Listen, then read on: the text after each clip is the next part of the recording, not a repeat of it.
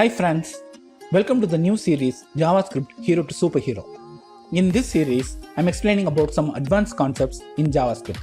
If you're a beginner trying to learn JavaScript, there is another series JavaScript Zero to Hero, in which I have explained all the basic concepts. In this video, I'm going to talk about pass by value and pass by reference in JavaScript. To explain this concept, let me show you an example. Let me create a variable a equal to 5.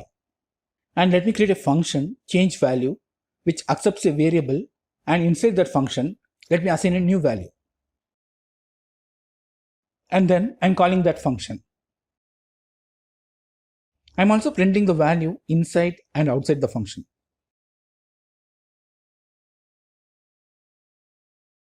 If I execute, we can see the value is not changed outside because we are just passing the value to the function, and so whatever we are changing, it will be changed only inside the function. Outside, it will not be changed. This is how primitive data types works. If I change this to a string, we can see the same. Even for Boolean, it is same.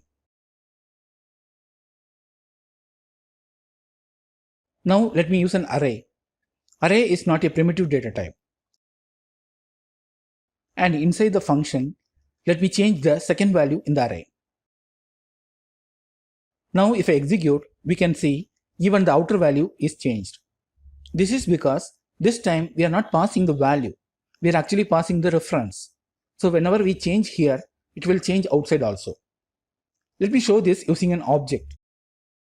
Object is also not a primitive. So here also we are passing the reference.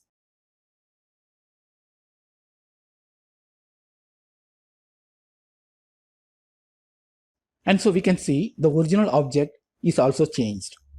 Let me show another example. Let me create a variable a equal to original value. And let me copy this a to another variable b. And then let me change the value of b to a new value. Now let me print both a and b. If I execute, we can see a is having original value and b is having new value. Now let me try this using an array.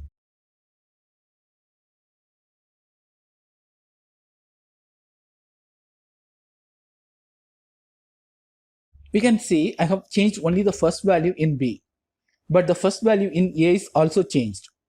This is because of the reference. Both a and b are pointing to the same array. This is called shallow copy. How can we do deep copy? There are few ways we can do. Let me show a couple of ways.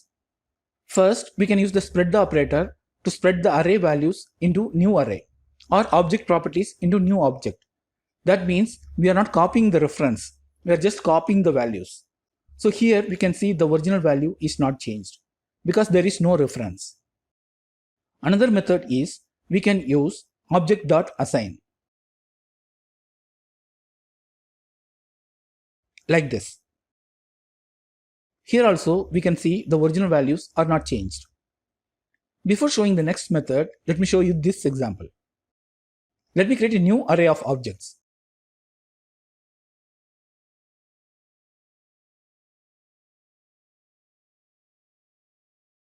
Like this. And then let me assign this array into a new array. Now let me change the value of a property in the second item in the array.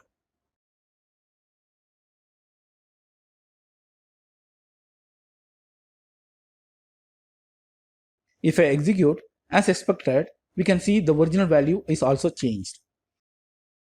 Now let me try the spread operator here.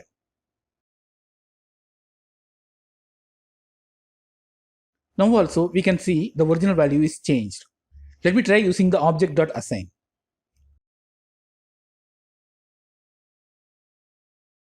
See, now also the original value is changed. Any idea why it is changed? You can see the items inside array are objects. So their references are still pointing to the original value. That is why when we change that value, even though the array is a new array, it is still holding the old object references. And so when we change, the original value is also getting changed. So how can we solve this? There is another method. We can use json.parse and json.stringify like this. Now we can see the original values are not changed. This is the reliable way. Hope you understood and you like this video. Please subscribe and support me. I'll be back with another concept soon. Thank you. Bye.